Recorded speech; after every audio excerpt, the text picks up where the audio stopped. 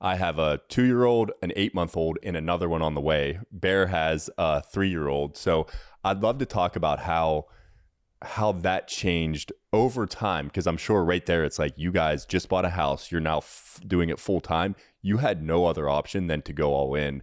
But as you and you have three kids, right? As you continue to have kids and as your kids continue to get older, did you have moments where you recognize like, oh my gosh, like this is unsustainable, either from like how involved you were with the business, or just like how that was taking away time with your children? It's something we've talked about with several people on here. So I'd love for you to highlight any moments that you can recall of like, whoa, I need to either take a step back and trust the team, or I am quite literally addicted to work and it's having negative effects, although I may have convinced myself that it's positive. Yeah, I'm comfortable talking about this. So my workaholism, I've like in this past year done a lot of work with like therapy and all of that stuff to figure it out. And it comes from my childhood. My parents had some financial issues when I was little, and I had money when I was 9 or 10 because I had done some childhood acting. And my parents borrowed money from me for Christmas one year at 10 years old. And that flipped a switch in me that was like, oh, if you make money, you can take care of everyone around you. And if you're successful, you don't have to rely on anyone. And when you're 9 or 10, and my parents are amazing. I had an amazing childhood. They went through some really hard times and obviously did none of this to me on purpose. And it's the fear that we all have as parents is like, what's the thing that I did that my kid's going to be talking about in therapy? And it's going to be something for all of us. So that was my thing. And from there, that's who I've been. I've always had multiple sources of income. I've never been in a relationship where I'm comfortable with the person taking care of me. Like I detested the idea of ever being like a stay-at-home mom because that puts you in this like, and I'm also like a driven person and entrepreneurial at heart. So there's a passion behind it too, but there's definitely that started when I was little. And yeah, I wouldn't say, and without getting into the details of it, and why I mentioned this past year is where I really processed that it wasn't until our family has hit a really solid breaking point about a year ago that I was even willing to take a step back and look at how I was contributing to some of the stuff that was going on in our home. So through all 3 pregnancies, I remember during COVID, I had our second child in May of 2020. And it was right around the time, well, obviously it was during COVID. So we had a huge influx of members, as you guys can imagine, because all the gyms were closed and people trusted me. And even gym owners were sending people to us saying like, hey, while we're closed, this is a great option. It's $20, like keep, And so I think we were around 20,000 members in 2020, but it jumped 30 like real quick. And so we had all these new people onboarding and all of this. And I was 7 months pregnant when all of this was happening. And then Banner, our second, he was born in May of 2020, right around the time, like right before the George Floyd stuff happened. And so we had all these new people and that was great. Like COVID was great for our business. But then we have a 35,000 person Facebook group all of a sudden during an election year. And when all this stuff is happening and people do what they do on Facebook and they realized, oh, if I post this on my personal Facebook, my 7 followers will see it, friends. If I post it in the street parking group, I'm going to get attention from 35,000 people.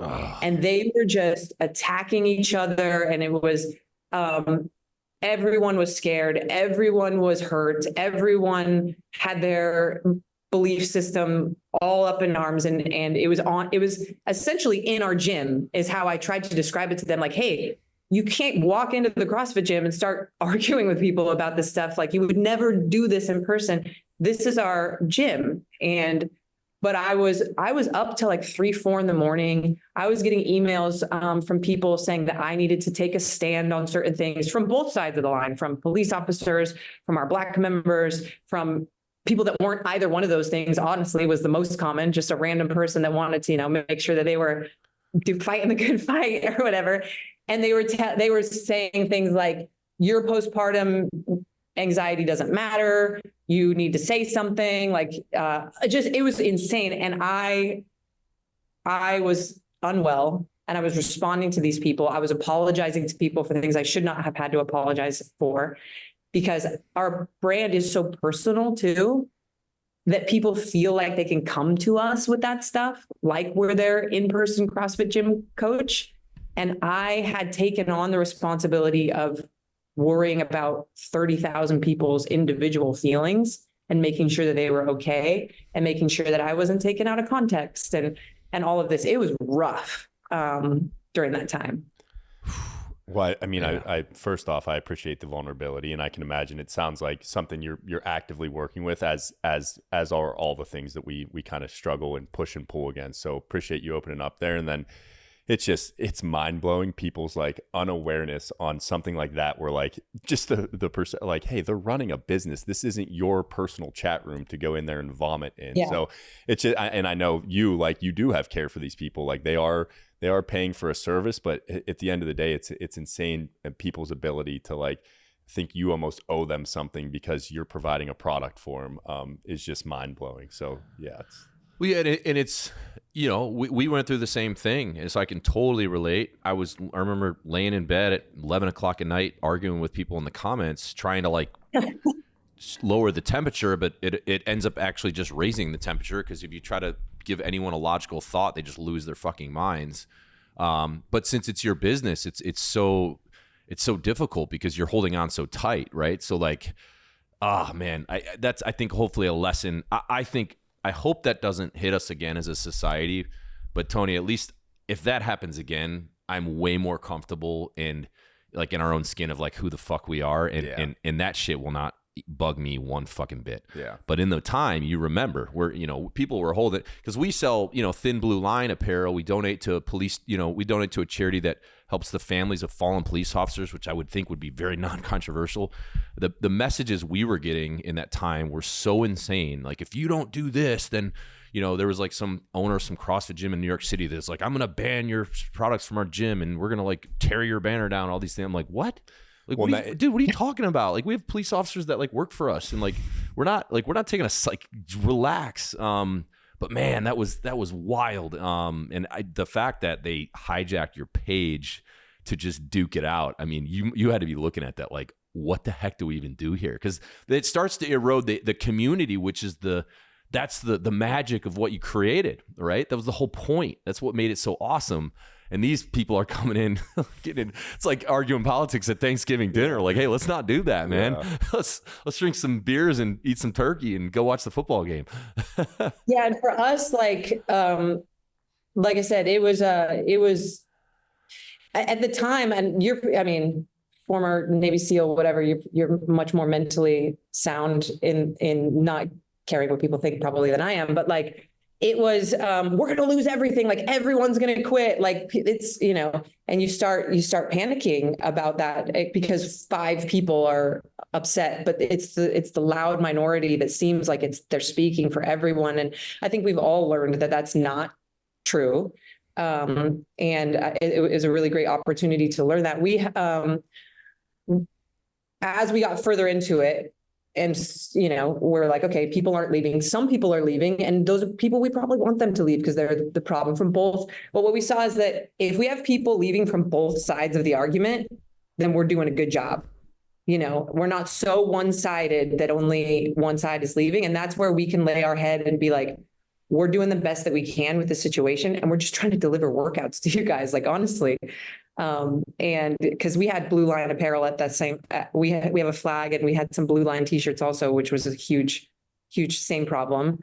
But yeah, since we had people leaving from both sides, we were like, okay, well, and it wasn't many people. When I say people leaving, it was maybe less than 50, I want to say. So. Yeah, it's so hard though to not like you give those loud, the small percentage of people that are projecting those comments. It's hard to not like think that that's a bigger problem than it is, because it just hits you so personal. But I think we've all learned that, okay, there's always going to be those knuckleheads. They love the platform to be able to insert their opinion and then just step away. And so, good lesson learned. I think for anyone, I think the lesson to extract here is, in those moments, just stay true to your values, right? And as long as you're consistent, and you're proud of what that is, what that shoreline or that handrail is that keeps you where you should be, then you're fine. And thank God we did that, because I remember we had a meeting like, should we pull our stuff down?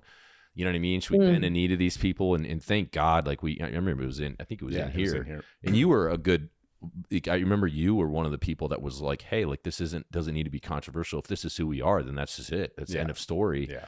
And then, I'm just glad we were on the right side of that, because there were so many companies that like completely just got ridiculous, and then they have these new departments that do this and this, and maybe mainly the big corporations where you're just like, all right, that's completely fucking ridiculous. That has nothing to do with this. You know what we noticed too was because we had such a huge influx of new members, it was almost entirely new members that were doing that stuff. Really?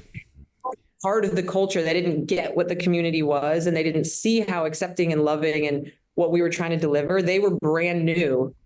And so they were like, they didn't get it yet. They weren't in the family yet. And so they came in, they were new. And that was an interesting part that we didn't realize right away, but we realized as it continued, like, oh, these are all the new people that just they don't have the loyalty, and they don't know who we are yet. They haven't had the experience that these longer members have.